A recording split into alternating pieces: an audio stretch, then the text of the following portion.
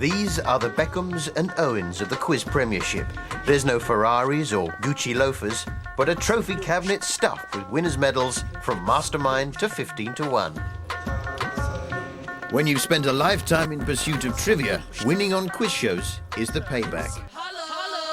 I think there's a kind of subclass now of addicts, and they spend all their time working on their general knowledge, specifically to do well in quizzes. Which element, atomic number 18, was discovered by two men in 1894? People think it's rather a silly thing, or a rather foolish thing, or downright nerdy. I don't think that's really quite the right attitude. Which pop group, founded in 1978, took their name having appeared at Barbarella's Club in Birmingham? And that's Eric. Duran Duran. Duran Duran. Yeah, I was going to say that first. I think there are some normal people who do quizzes, but perhaps not everyone is that normal.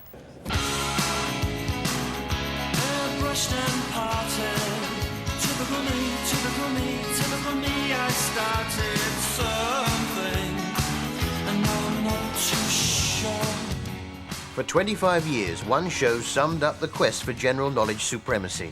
Fiendish questions fired by a grand inquisitor with a spotlight in your eyes, and all for a glass bowl. Perfect. You have 2 minutes on Impressionist and Post-Impressionist painting. Mastermind was a totally original idea, and it was thought up in a nightmare by our late producer Bill Wright, who'd been captured by the Gestapo and interrogated quite severely.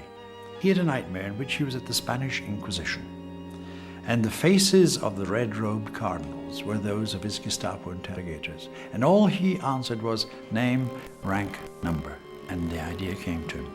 Your name, occupation, specialized subject. Your chosen specialized subject. The life and career of Beniamino Gigli. Italian Renaissance painting. Tsar Nicholas II.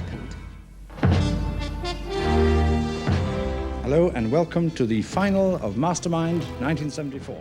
The nightmare became a reality for a much-fancied young student who had breezed her way to the grand final of 1974.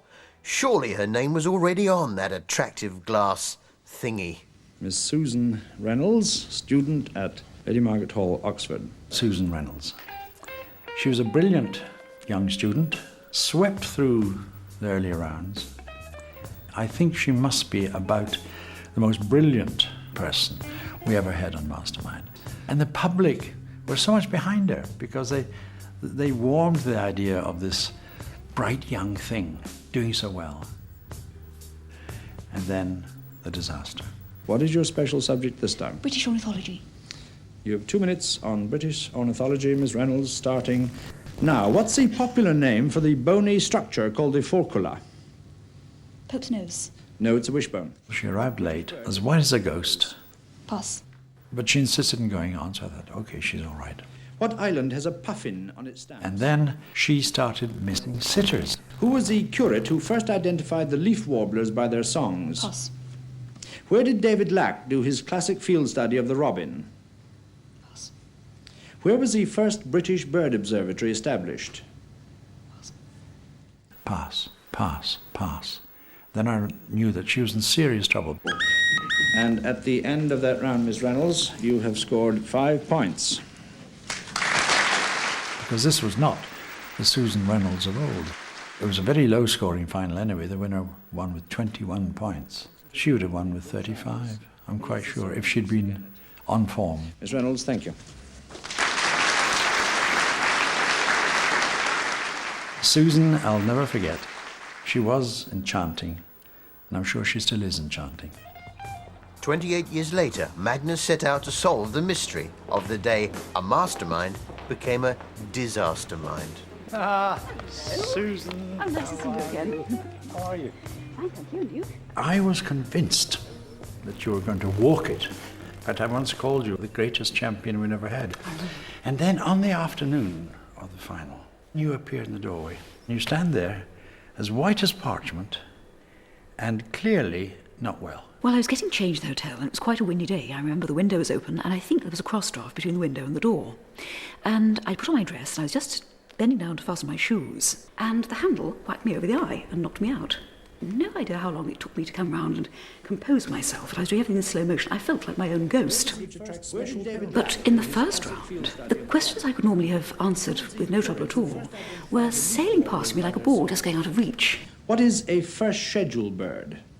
One which may not be, which may be shot or trapped any time of the year by authorised persons. No. And I could see two of you, which was unnerving to say the Better not least. seeing one. Yes. And passed on 6, the British bird of the most feathers is the mute swan, which has about 20,000. But no one loves a loser like us Brits, as Susan found out. I'd had so much support from people I'd never met in my life, letters from everywhere. Inmates in Broadmoor, among others, and together with more, we might say, normal people.